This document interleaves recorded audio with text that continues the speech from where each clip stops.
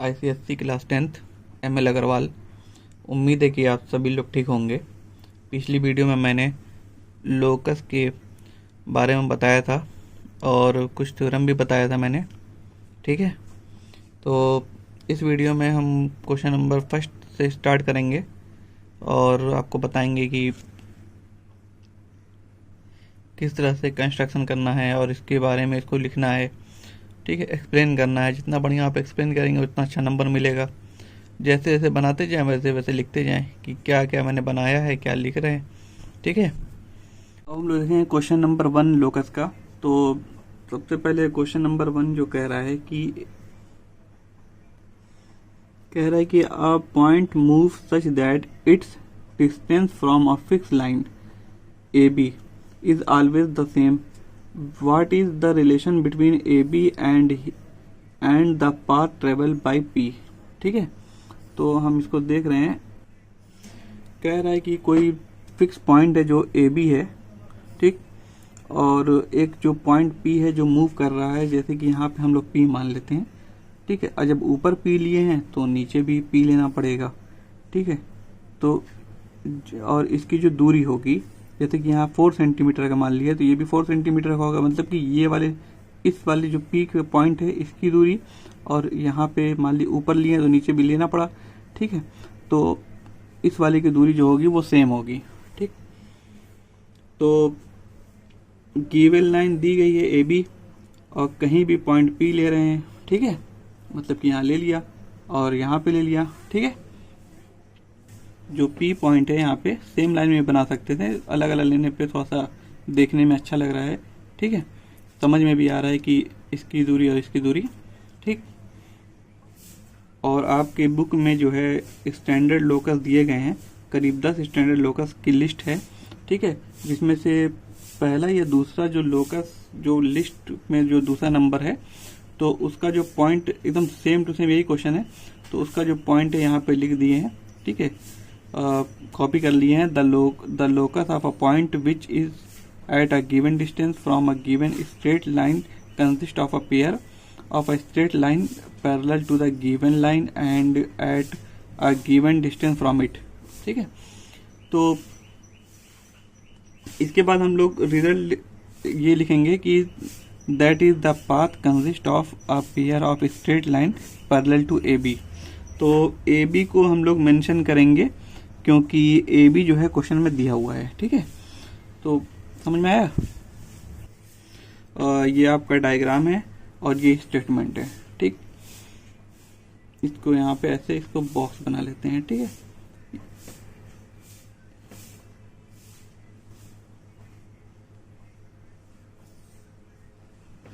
ठीक। Question number 2 में कह रहा है कि आप point P move so that its perpendicular distance from two given line A B and C D are equal, ठीक है। State the locus of the point P, ठीक। इसमें सबसे पहली बात ये कह रहा है कि दो लाइन है जो ए बी और सी डी है, तो दोनों पैरेलल लाइन है, ठीक है, फर्स्ट केस में। और सेकंड केस में जो है वो परपेंडिकुलर, ये क्या नाम है, इंटरसेक्ट कर रहा है, ठीक है। तो अब ये तो बताया नहीं कि है कि पैरेलल है कि इंटरसेक्ट कर रहा है, ठीक। इसलिए फर्स्ट केस और सेकंड केस दो तरीके से बताया गया है, ठीक है। तो पहले वाले में मान लीजिए अगर पैरेलल है कि ये ए बी और ये सी डी जो लाइन है ए बी और सी डी जो है ये दोनों पैरेलल है, ठीक है।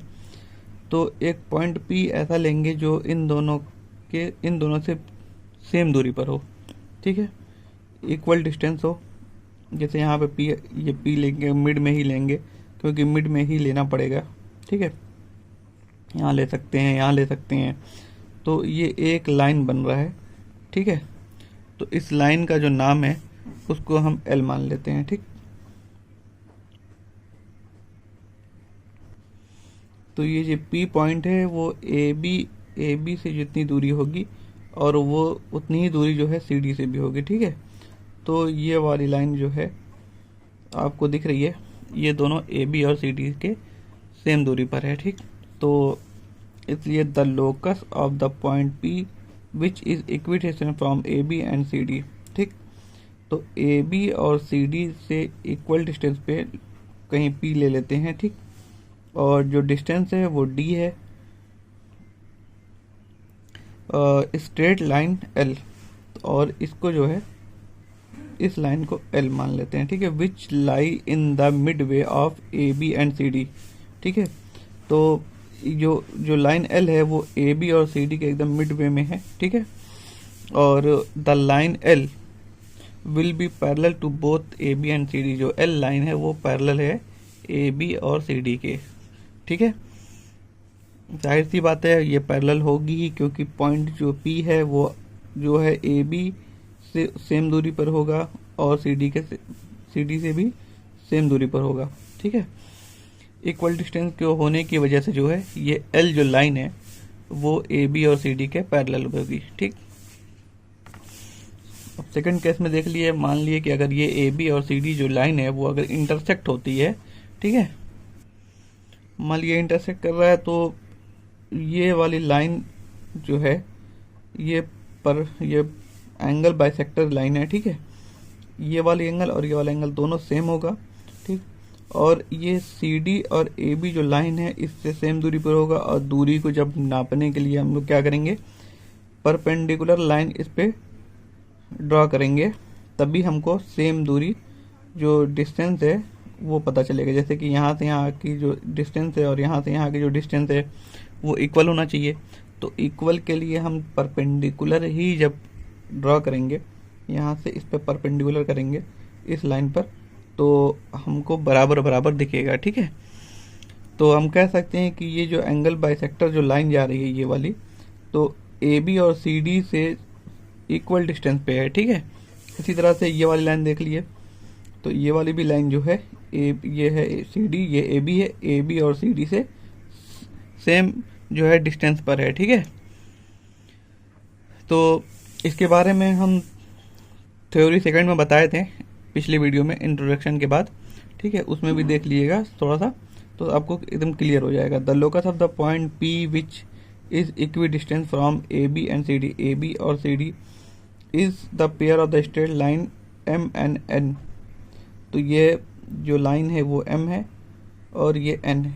ठीक है, which bisect the angle between the line A B and C D. ठीक, नेक्स्ट वीडियो के लिए आप लोग सब्सक्राइब करिए, जिससे कि आपको नए क्वेश्चन के अपडेट्स मिल सकें, और उन बच्चों को ज़रूर शेयर करिएगा जो कोचिंग अफोर्ड नहीं कर सकते हैं, और जिसको कहीं कुछ समझ ना आता हो वो कमेंट करके पूछ सकता है।